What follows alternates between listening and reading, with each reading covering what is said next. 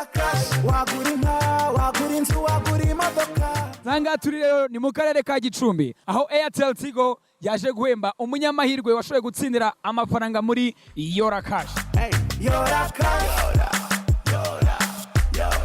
Hey, Yora Cash. Warikisi, warya cash, wowe kome zukine. Airtel Tigo umuryango mugari. Turaguha amafaranga nawe utera imbere. Ohereza rimwe kuri rimwe gatanu gatanu. Yora Cash wagura inka wagura inzu wagura imodoka.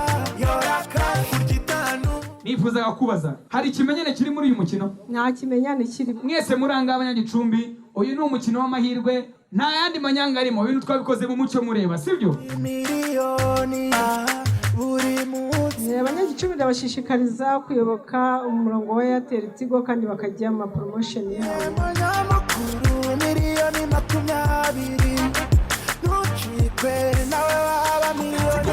Ibyitanu byaguhindurira ubuzima niryo ukeneye ngo Yora Cash na Airtel Tigo. Andika umubare rimwe wohereze ku 155 cyangwa uhamagara 155 ubona amahirwe yo gutsindira miliyoni imwe buri munsi, miliyoni 2 buri cyumweru, ube wanatsindira igihembo nyamukuru cya miliyoni 20. Yora Cash hamwe na Airtel Tigo, umurongo ukoreshwa na benshi mu Rwanda.